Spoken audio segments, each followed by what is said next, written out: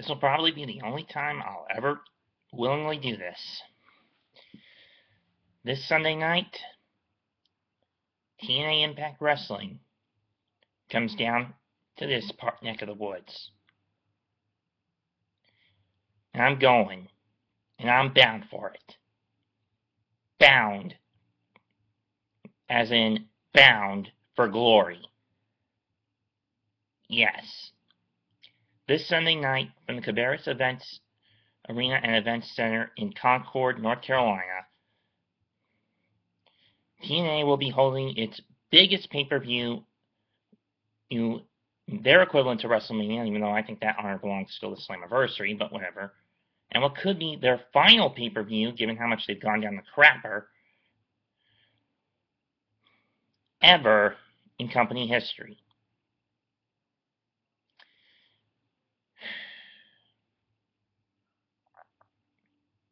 In any case, I'm going to it. I had a decent enough time at last year's house show that was at the arena, at the event center.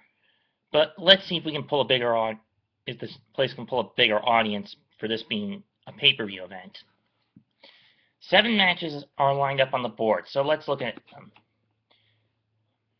First up, 4-man Ultimate X match to determine the TNA X Division champion. The champion, Tigre Uno, defends against DJZ, Manic of the Revolution, and Global Force Wrestling talent, Andrew Everett. Keep in mind, most of this card was made before the Lethal Lockdown match involving the majority of the GFW guys, some of whom are also contractually obligated with TNA. Manic and DJZ have won the X title once before. Tigre Uno has not. Is the current champ. Andrew Everett could get a chance to win it.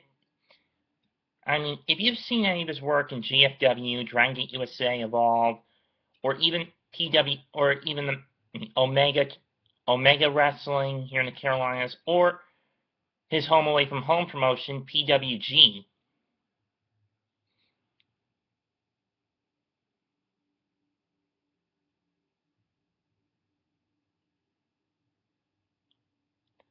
I'm going to say that the winner of this match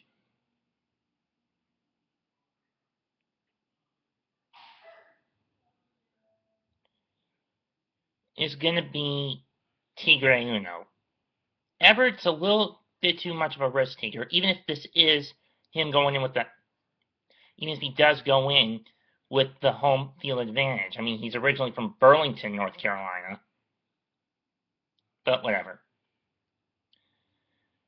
Next up, I say the Wrestle One the guy from Wrestle One that's been with the company for a while now, Tigre Uno, walks out still the X Division champion. Next up, TNA World Tag Title match. The challengers, Brian Myers and Trevor Lee, Brian Myers and Trevor Lee, who are also former PWG World Tag Team champions, get their rematch clause and take on Davey Richards and Eddie Edwards, the Wolves. If you recall my TNA House Show Thoughts video, I mentioned that I got a photo with the Wolves, with Davey and Eddie, as well as autographing 4 of the TNA DVDs that I have here on the shelf.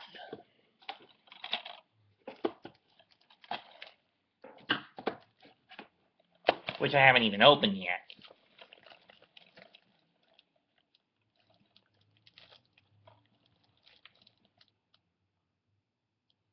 As you can see right here.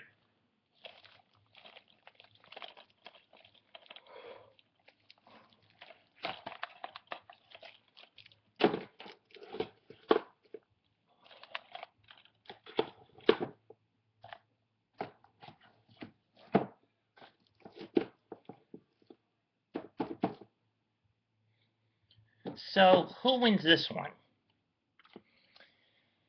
I'm going to say the Wolves are maybe the champions, but they come off more as hunters rather than hunted. The hunt's on, and I say the winners and still TNA World Tag Team Champions will be the Wolves, Davey Richards and the diehard Eddie Edwards. Next up, an old rivalry is renewed. Knockout title match. Gail Kim to defend against Awesome Kong. It's nice for nostalgia purposes that these two are going to go at it again. I mean, when the Knockouts division was in its infancy, around in 07 and 08, Kong and Gale were the two had probably the biggest feud in the division. But since then, it's stagnated. The division has stagnated, and very badly. Has fallen apart, and very badly, I might add. And this will be better than any Divas match that's not part of the Diva Revolution over in the WWE. Simply put, because these two can legitimately wrestle. So, who wins in this matchup? I'm going to say Gale retains this one.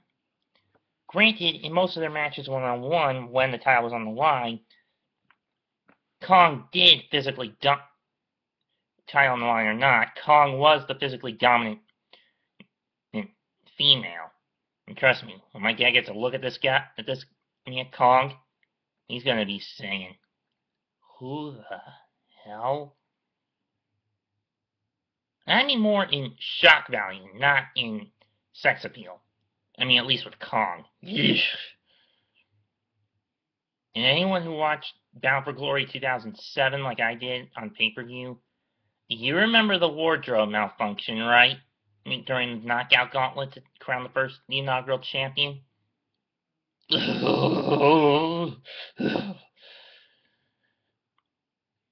You would want to claw your eyes out if you saw the raw footage of that match. Match at that moment. Anyway, moving on. 8-man gauntlet for the gold. Abyss, Aiden O'Shea, Sergeant Chris Mendeles, Eli Drake, Jesse Goddard, Mahabali Shera, Mr.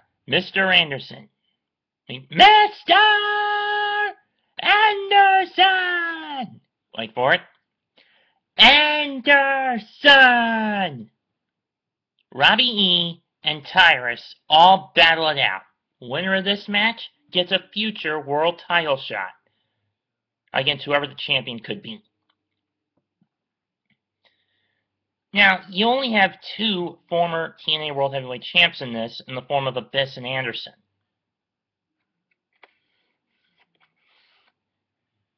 If you were going by that logic alone, it would make more sense to give the win to Abyss and then have him win it whenever, probably Slammiversary, Lockdown, or whenever. But I don't see that happening.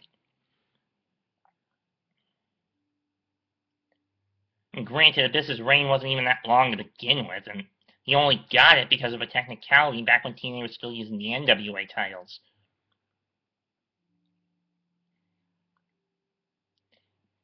But moving on, my pick to win this one is going to be, in an upset, the Sarge, Chris Melendez.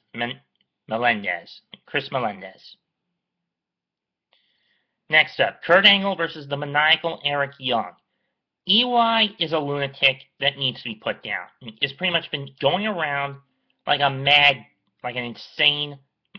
dog, like a mad dog. He's so contaminated by infected with rabies that putting him down at this point would be a mercy for him.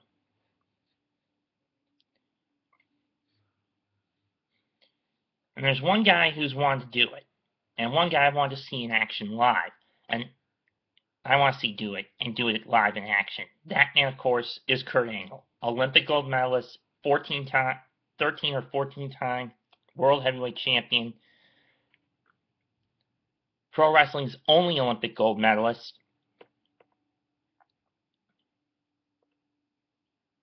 The man of intensity, integrity, and intelligence. I want to see him snap Eric Young's ankle like a twig. So my pick to win will be Kurt Angle. Next up, King of the Mountain Championship. Why even bring this belt back? Why even bother bringing this belt back? Bobby Roode versus Lashley. Personally, I don't give a damn for the King of the Mountain title. It's just the television title with another name. The Legend / Global / World Television title with another name, with its fourth name. Just because you put the plates on a new strip of leather and give it a new name does not make it a unique title. Oh, TNA.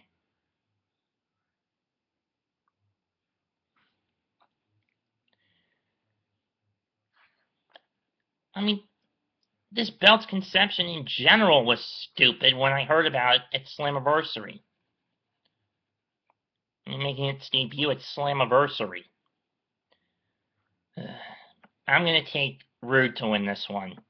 He's got the it factor. The it factor's got it in the bag. And he'll retain this one. Finally, the main event. Three-way match. What was supposed to be just a one-on-one match now turned into a triple threat. Champion for the TNA World Heavyweight title. Champion Ethan Carr III defends against Drew Galloway and Matt Hardy. Guest referee, Matt's younger brother, and more or less EC3 personal slave at this point, Jeff Hardy.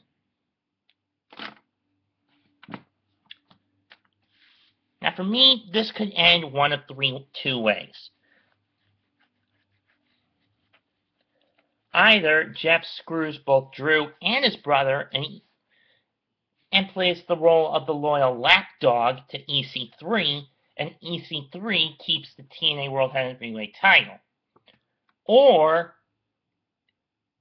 Jeff says screw you to EC3, calls this match down the middle, like he's been hired to do, regardless of the obligations.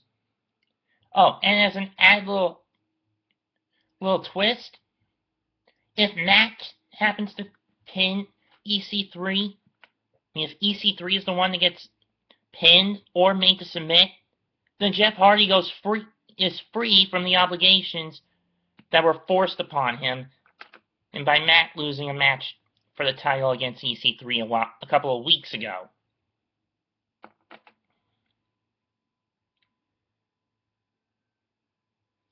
And I am not going to lie, I do not like EC3 as TNA World Heavyweight Champion. You think Seth Rollins as WWE World Heavyweight Champion has been bad? EC3 is 10 times worse. Always having to take shortcuts, always having to have someone in his corner to fight the battle for him, or just get the ref's attention so he can take a cheap shot and then get the win. At least with Rollins, he can win a match fair and square when he wants to. He just chooses not to most of the time.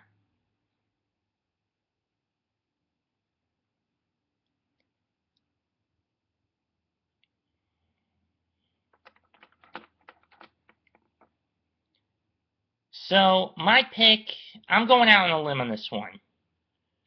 I'm going to say the hometown hero wins this one. If you want to send the Carolina crowd home happy, the win has got to go to the man who is stronger than death. The sensei of Mattitude. The Elder Hardy. Give the win to the winner, Matt Hardy.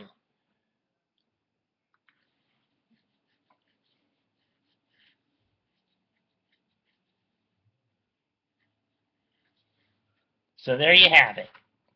My pick to win the world title match, Matt Hardy. That's it for me. I'll catch you maybe Monday morning after I've gone through the show.